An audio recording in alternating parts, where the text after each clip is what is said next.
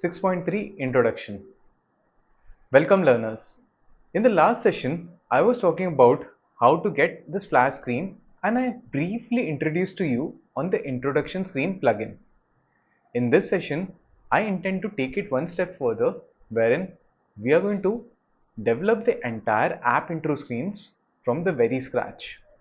I'm going to help you customize a lot of things into the app introduction. In fact, we are going to put up an image, have a title and have a subtitle, and that too along with the skip and continue functionality. Let's say your app is relatively new to the users. The app intro screen stands as a good factor that highlights the features that is imbibed into the app.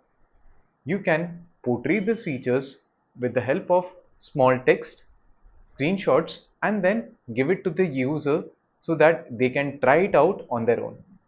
What goes behind the intro screens is what we're going to learn in this session. Let's dive into the session wherein I have taken this plugin and add it to my pubsec.yaml file. Next, in the last session, we already had started with the app introduction screen. Let me lay down the blueprint of the app wherein we are going to create 3 screens and each screen will have a skip button to the left and a continue button onto the right.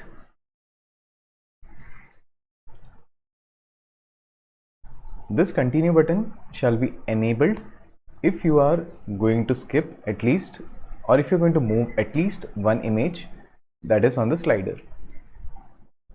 And in this portion of your device, we are going to have the image sliders, which basically will talk about the features of your app. Let me now stick to these 3 screens. What I'm going to try and do is create this design and then along with the help of this introduction screen.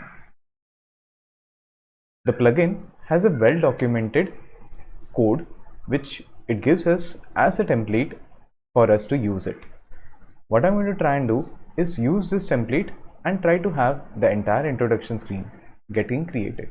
So class app introduction screen extends the stateless widget.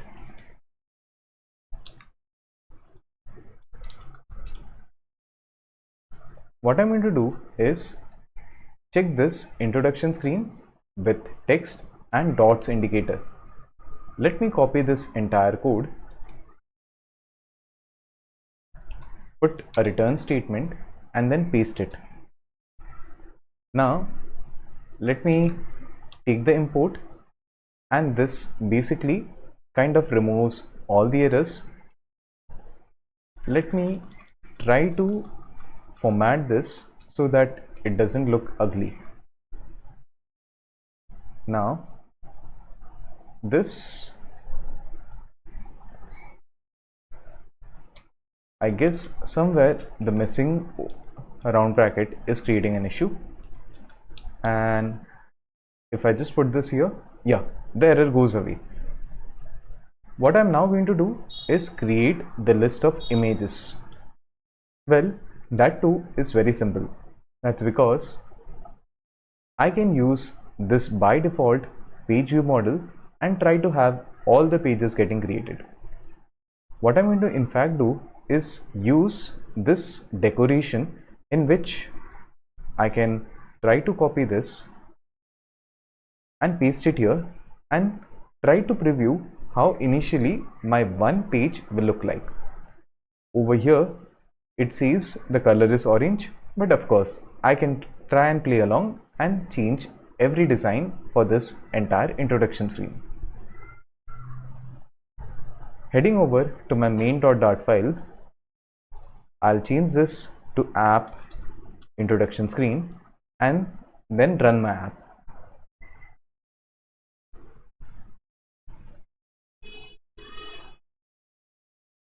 Well, this is the kind of an image. Do you notice this done button which shows up, and if I try to copy and paste this thrice, you'll also notice this dotted indicator to show up. Well, all done in jiffy of time. Well, what I intend to do is first set the page decoration, and I'll set the color to white. Over here I can change the background color as colors.black. So this is going to be white color text.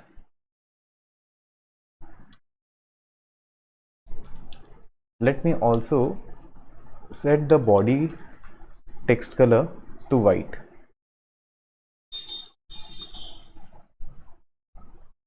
Upon hot reload, I get to see the black image, and this kind of is not visible right now.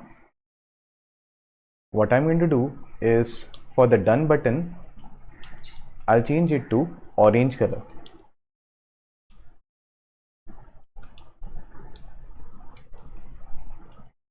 I'll set the color for the done button to colors.orange and have the same style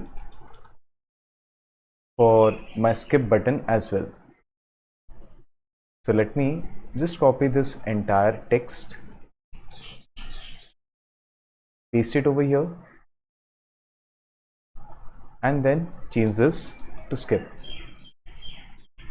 Upon hot reload, this turns orange. Next, what I'll try and do is, over here, the dot size wherein black has been mentioned, I'll change it to white. Let me copy and paste this page view model a couple of times. Now when I try and do a hot reload, I get to see the white color, and this next button shouldn't be there. In fact, I can try removing this next. Well, this kind of gives me an error. That's because that could be a mandatory. Let me have the next button also as the same design as of my done and skip.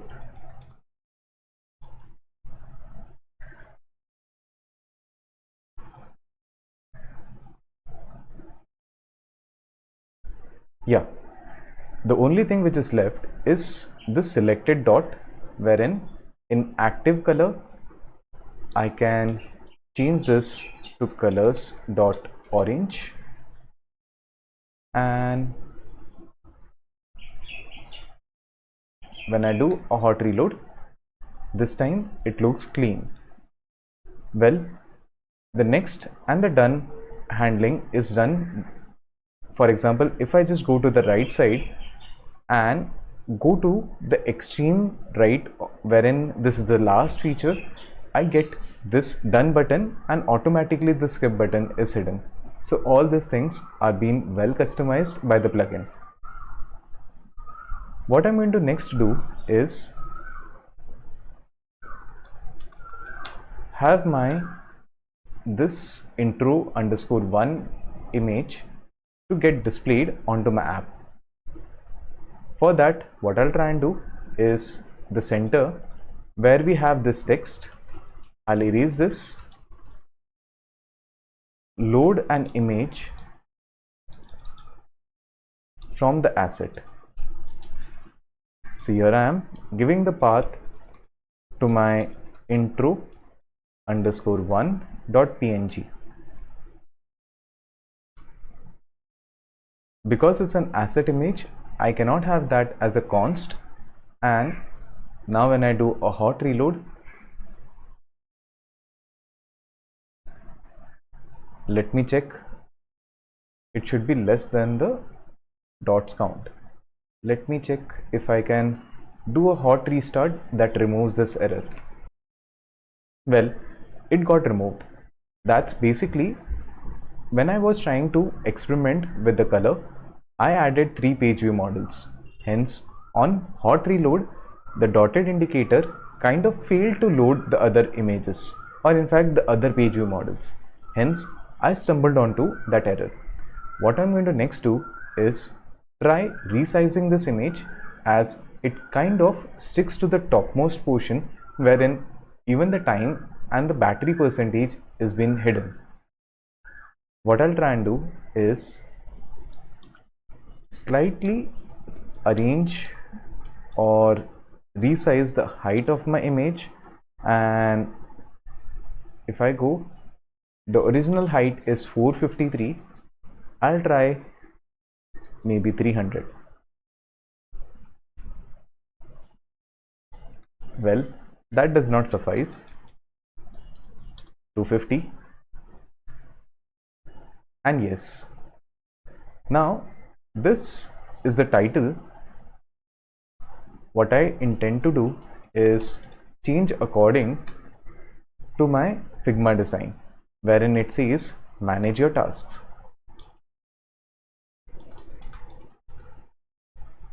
followed by in the body you can easily manage all of your daily tasks.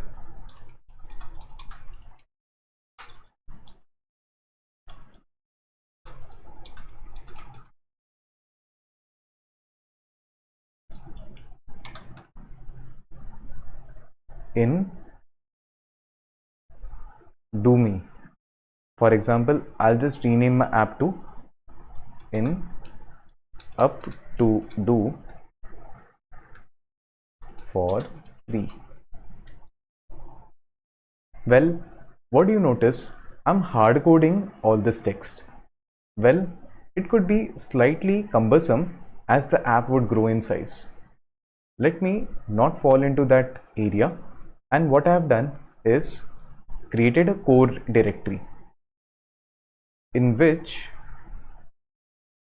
I'm going to have a Dart file as app constants. Well, when you run into a professional environment, you are supposed to have things that are highly flexible. Creating app constant can give you the privilege of keeping the app name to be flexible, keeping the text inside the app to be flexible, and whatnot. So let me have a string k app name, wherein I'm going to keep the app name as up to do. Then instead of me hard coding up to do here, I'm going to use app constants dot k app name. Well, it's also a good practice that I should be using the const modifier.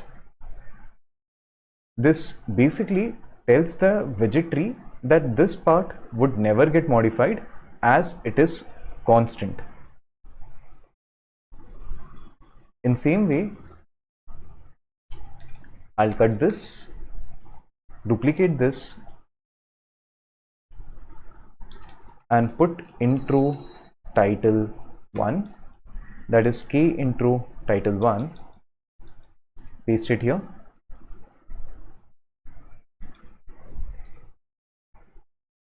Intro title 2, intro title 3, followed by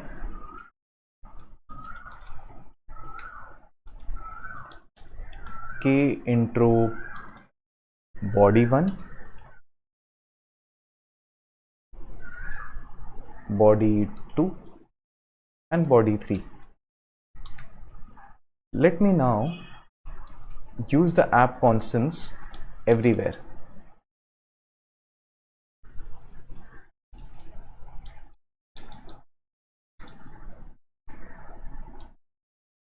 Body 1,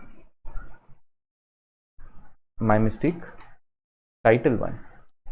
Now when I do a hot reload and move to my app, you'll basically notice that it shows manage your task and you can easily manage etc in a big bold. Well, I did a small mistake. Over here, I wanted to have the title with bigger text. That is, I should have taken this and kept it here, followed by taking this and putting it here. So basically, manage your task appears to be big and what is the feature description appears over here as it is. If I now try to duplicate and then run my app from the very beginning, it would show the exact same image, but this time you'll notice that there are 3 sliders. Now I can play along basically on the app constants only. So let's say for the second slider we have create daily routine, and the third slider title is organize your tasks.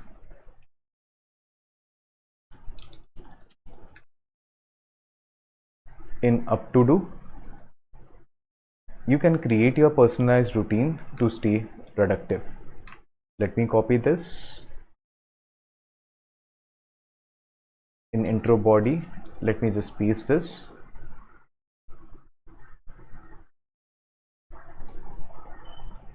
I'll switch this to title 2. My bad. Body 2 and title 2. Body 3, title 3.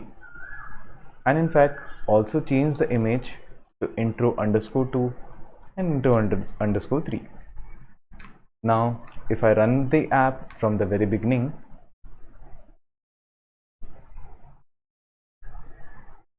yeah, so what you can see is the images to change and also the titles to change along with it. So basically we have our entire app. Now if anywhere the user gets bored and he wants to skip the entire thing, we can write the navigator dot push replacement,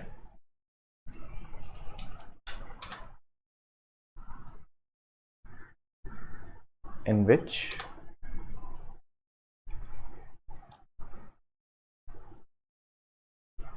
I'll put the context and I'll move to the display task screen.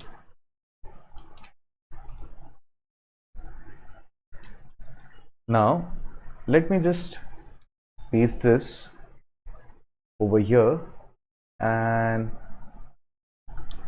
I should also have next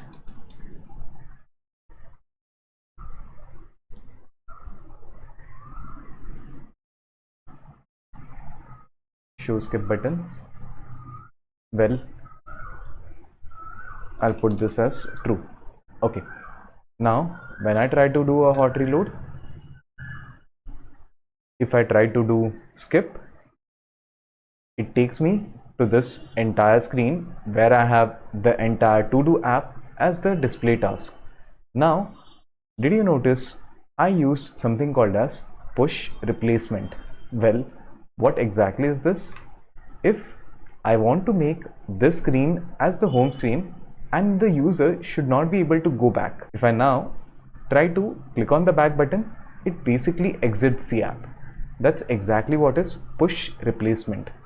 If you use a normal push, it will add a new screen into the stack, and hence that we exactly saw into our to-do app wherein we did a pop and it went back to the previous screen. We do a push, it goes to the new screen. Push replacement actually replaces the stack, and this is going to the topmost element that is going to be there into the widget tree. Hence, when you press the back button, there is no longer the intro screens which will be there. This would eventually happen in any app that you would notice.